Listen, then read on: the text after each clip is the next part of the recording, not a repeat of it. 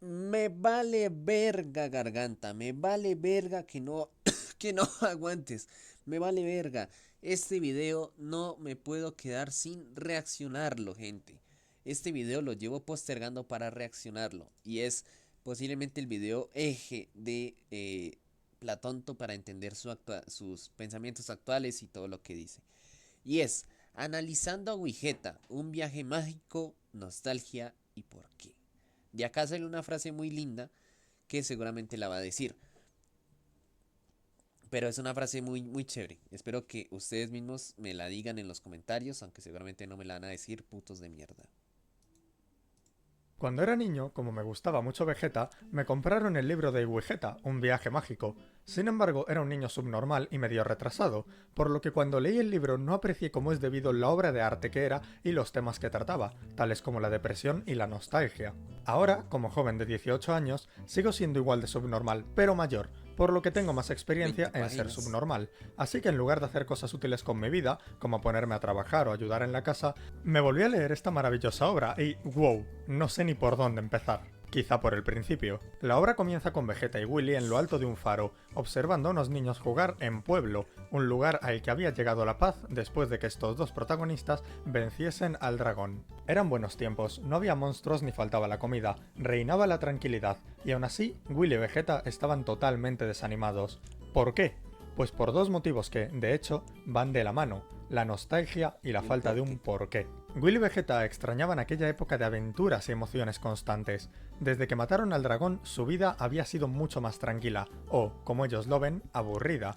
Sienten una intensa nostalgia, un sentimiento bastante engañoso. Todos, al sentir nostalgia, terminamos romantizando ese pasado que echamos de menos, olvidando las cosas malas y extrañando las buenas. Esto es algo que Milan Kundera describe muy bien en La insoportable levedad del ser. En una parte de su obra explica cómo, cuando se habla de la Revolución Francesa, se puede ver hasta con orgullo este suceso, llegando al punto de glorificar la imagen de Robespierre. Sin embargo, afirma que esto es algo que nos podemos permitir porque la Revolución Francesa no va a volver a ocurrir. Robespierre no va a volver, no va a salir de su tumba para hacer rodar cabezas. Pero de volver, de repetirse la historia, no sería nada de lo que sentir orgullo histórico. Esto es algo que este autor refleja, incluso mejor, al párrafo siguiente, donde cuenta cómo, al leer un libro sobre Hitler y ver unas fotografías de la Segunda Guerra Mundial, se emocionó y le recordó a sus tiempos de la infancia. Ok. Familiares suyos murieron en campos de concentración. Él vivió de primera mano los desastres de la guerra y las acciones de Hitler, y aún así no pudo evitar extrañarle. Esta reconciliación con Hitler se debe a que es un fantasma del pasado, algo que no va a volver, y el hecho de que la Segunda Guerra Mundial no se vaya a repetir le permite echar una vista atrás al pasado y ver solo lo bueno, porque lo malo simplemente ya no lo es. Y esto mismo aparece en Wigeta, y donde mejor se aprecia es en la página 33, donde Willy piensa en cómo echa de menos a los zombies, a los esqueletos, a los ogros de dos cabezas y hasta las arañas. Pero ¿cómo va a echar de menos eso? Extrañar a estos monstruos es como extrañar a Hitler. Oh, Willy está joder. extrañando a unos seres que traían muerte, que arrasaban poblados. Y es que la nostalgia ciega a nuestro protagonista, haciéndole romantizar un momento de su vida que, en realidad, era de todo menos bueno.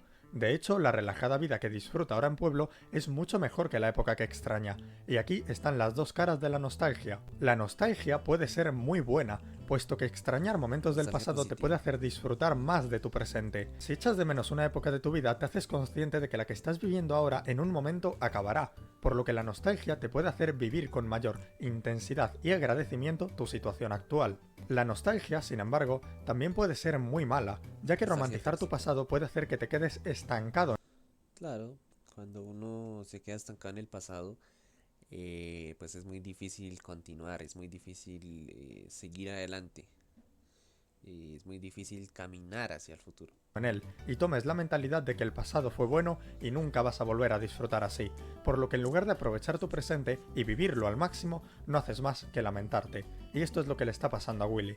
Y es cierto que hay momentos de la vida que simplemente no se repiten ni vuelven.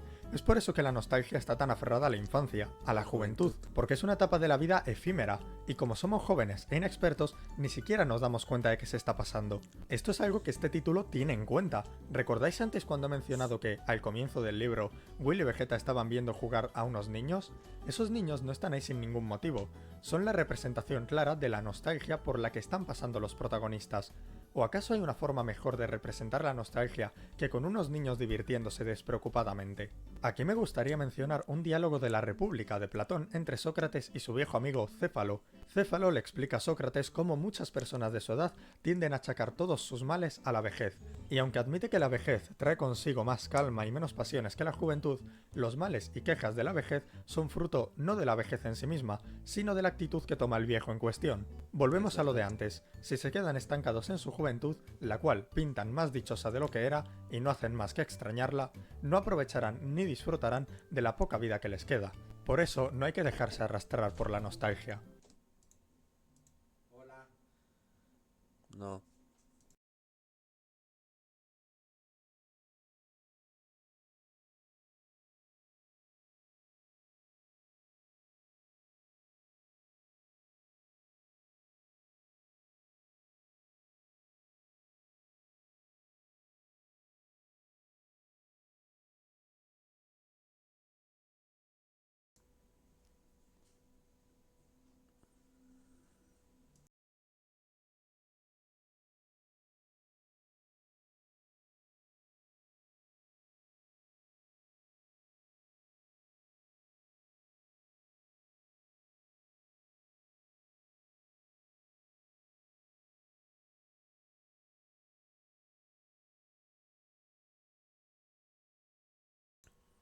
Eso sí lo voy a editar. Pero es que la tristeza de Willy y Vegeta no se debe solo a la nostalgia, sino también a la falta de un porqué. Nietzsche decía: aquel que tiene un porqué puede Esta es. soportar casi cualquier cómo. Es decir, por muy mala que sea tu situación, Aquel que tiene un porqué puede aguantar casi cualquier coma. Puede soportar casi cualquier coma. si tienes un motivo que te empuje a seguir adelante, eso harás. ¿Qué hace una tortura ser una tortura? Pues el hecho de que detrás de todo ese sufrimiento no hay más motivo que el sufrimiento. Es el cómo por el cómo, un cómo horrible además. Si hubiese un motivo detrás de la tortura, si hubiese un porqué para ese cómo, sería más llevadera, igual de dolorosa, pero más soportable. Así pues, aquí vamos a separar la historia en dos: el pasado antes de la obra y el presente durante la obra. En el pasado, el cómo de Willy y Vegeta era bastante duro. Estaban de aventuras, es decir, lejos de su dulce y cómodo hogar. Más de una noche se la pasaban sin dormir o durmiendo en el suelo. La comida incluso podía llegar a escasear, por no hablar de la cantidad de monstruos que atentaban contra su vida a diario. Vivían en un constante peligro y miedo, pero tenían un porqué: matar al dragón y traer paz al mundo. Con ese porqué, con ese motivo, podían vivir ese cómo tan horrible con entusiasmo. Ahora el presente. Viven en paz, rodeados de gente feliz que los quieren y admiran. Descansan cómodamente en pueblo, hay comida de sobra y ni un solo monstruo en los alrededores. Como podéis comprobar, es un cómo ideal. Sin embargo, no tienen ningún porqué detrás de todo esto, y sin un porqué que justifique su cómo, sus acciones, su vida, esta se convierte en algo vacío y sin sentido. Me voy a permitir. Y ahí es donde existe el existir. El existir sin un porqué. El sobrevivir sin más. Porque es como eso, la vida no es simplemente sobrevivir y llegar a viejo, la vida es todo el camino que uno llega, todas las adversidades que uno supera y todas las veces que uno se cae, pero a su vez se levanta. Y eso es como lo fundamental de la vida, tener un porqué. Entonces, el porqué del niño, satisfacerse, el porqué del niño más grande, estudiar, el porqué del adolescente, estudiar y tener muchos amigos, ser muy sociable, el porqué del adulto joven, bueno, estudiar o trabajar, el porqué del adulto, trabajar, ¿sí? O sea, es fundamental esas actividades primarias en el ser humano para tener un porqué y disfrutar esa vida. Y pidiendo perdón a Nietzsche, modificar un poco su frase: aquel que no tiene un porqué no puede soportar casi ningún cómo. Y es que, si bien la depresión no tiene una única causa, la falta de un porqué es una de ellas hasta común. No tener motivo para. Es fundamental ocuparse. Yo creo que es fundamental tener una actividad que te ocupe. Porque cuando uno no tiene una actividad que lo ocupe a uno, es cuando más el pensamiento está presente. Y más cuando las ideas, los pensamientos intrusivos, el sentirse inútil, ataca.